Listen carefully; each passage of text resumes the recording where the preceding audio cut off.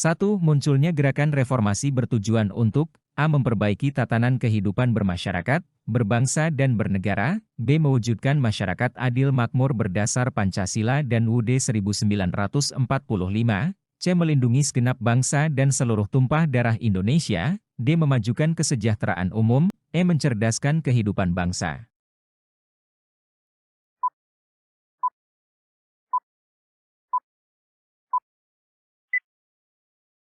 Jawaban yang benar adalah A. Gerakan reformasi bertujuan untuk memperbaiki tatanan kehidupan bermasyarakat, berbangsa, dan bernegara. Hal ini mencakup perbaikan sistem politik, penegakan demokrasi, penghormatan terhadap hak asasi manusia, dan perbaikan dalam berbagai aspek kehidupan sosial, politik, dan ekonomi di Indonesia. 2. Tekanan terhadap kepemimpinan Soeharto menjelang kejatuhan Orde Baru berasal dari A. Ketua PBB, B. Mahasiswa, C. DPR, D. MPR, E. MA.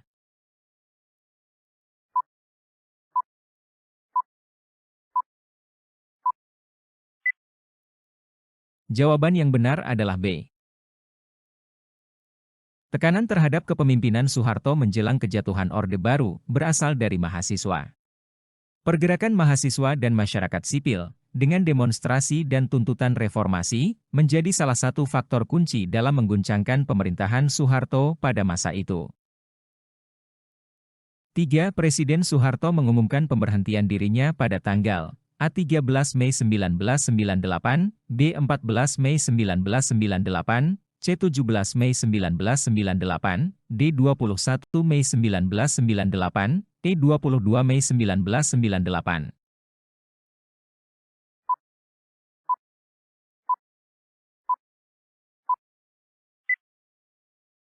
Jawaban yang benar adalah D. Presiden Soeharto mengumumkan pemberhentian dirinya pada tanggal 21 Mei 1998. 4. Berikut ini adalah mahasiswa yang dikenal sebagai pahlawan reformasi, kecuali A. Elang Mulia Lesmana, B. Arif Rahman Hakim, C. Hafdin Royan, D. Hendriawansi, E. Heri Hartanto.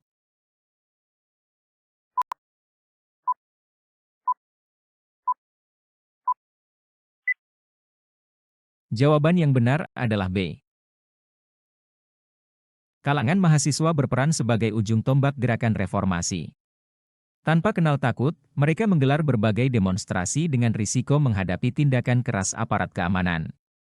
Keberanian itu terbukti dari gugurnya 4 mahasiswa Universitas Trisakti dalam demonstrasi pada tanggal 12 Mei 1998. Adapun nama-nama korban tersebut yaitu Heri Hartanto, Hafidin Royan, Hendriawan, Elang Mulia Lesmana.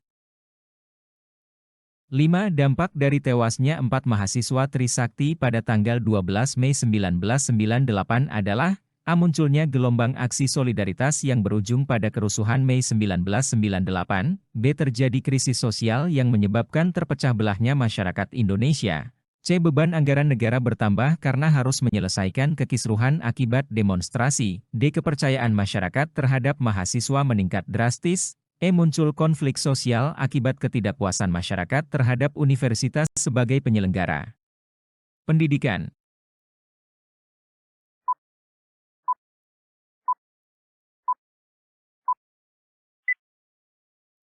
Jawaban yang benar adalah A. Dampak dari tewasnya 4 mahasiswa Trisakti pada tanggal 12 Mei 1998 adalah munculnya gelombang aksi solidaritas yang berujung pada kerusuhan Mei 1998. Kejadian tragis tersebut memicu gelombang demonstrasi dan solidaritas, yang akhirnya berujung pada kerusuhan yang meluas pada bulan Mei 1998 di Indonesia.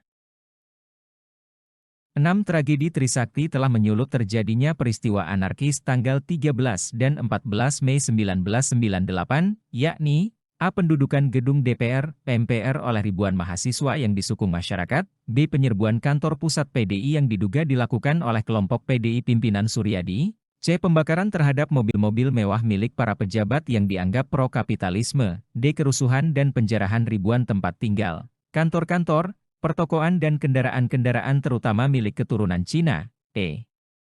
Peristiwa penculikan para aktivis mahasiswa dan tokoh-tokoh LSM oleh intelijen pemerintah Orde Baru.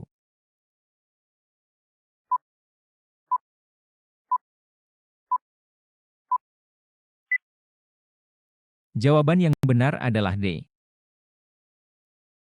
Peristiwa anarkis yang terjadi pada tanggal 13 dan 14 Mei 1998, terutama terkait dengan kerusuhan dan penjarahan ribuan tempat tinggal, kantor-kantor, pertokoan, dan kendaraan-kendaraan, terutama milik keturunan Cina.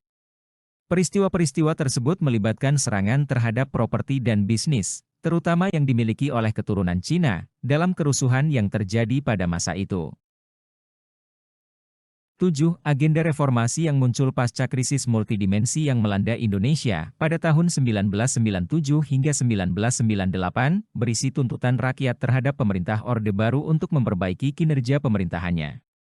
Berikut yang tidak termasuk agenda reformasi 1998 adalah: A. Bubarkan Orde Baru dan adili Soeharto beserta kroninya, B. Hapuskan duifungsi ABRI, C. Kembali ke UDS 1950 dan bentuk DPRS, D. Tegakkan supremasi hukum dan HAM, E. Hapuskan praktik KKN.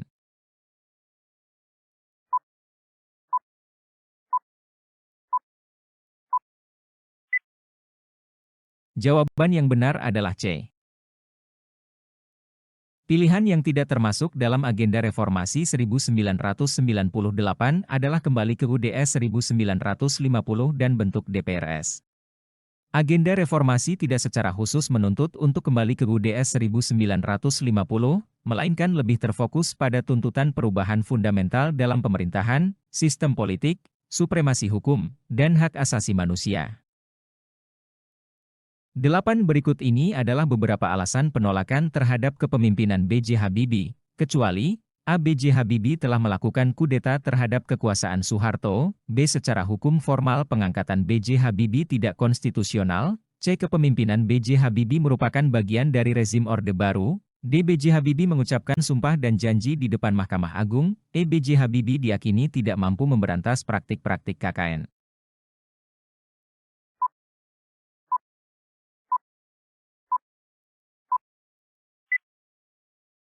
Jawaban yang benar adalah D.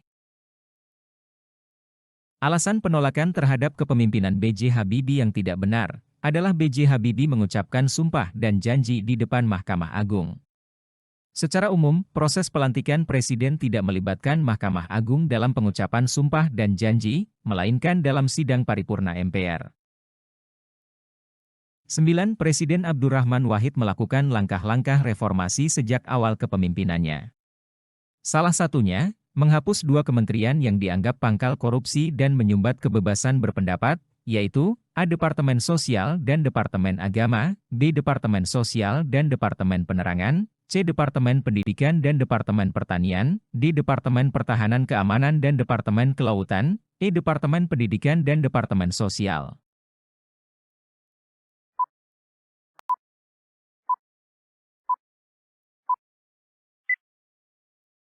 Jawaban yang benar adalah B.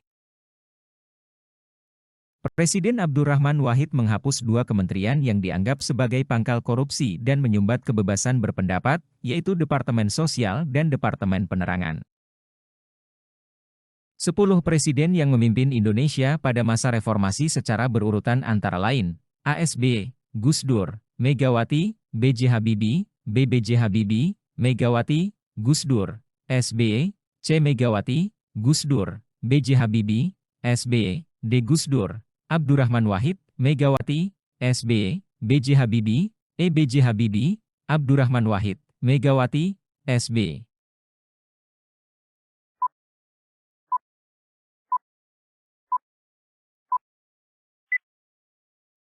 Jawaban yang benar adalah E. Presiden yang memimpin Indonesia pada masa reformasi secara berurutan: B.J. Habibie, Abdurrahman Wahid, Megawati, SBY.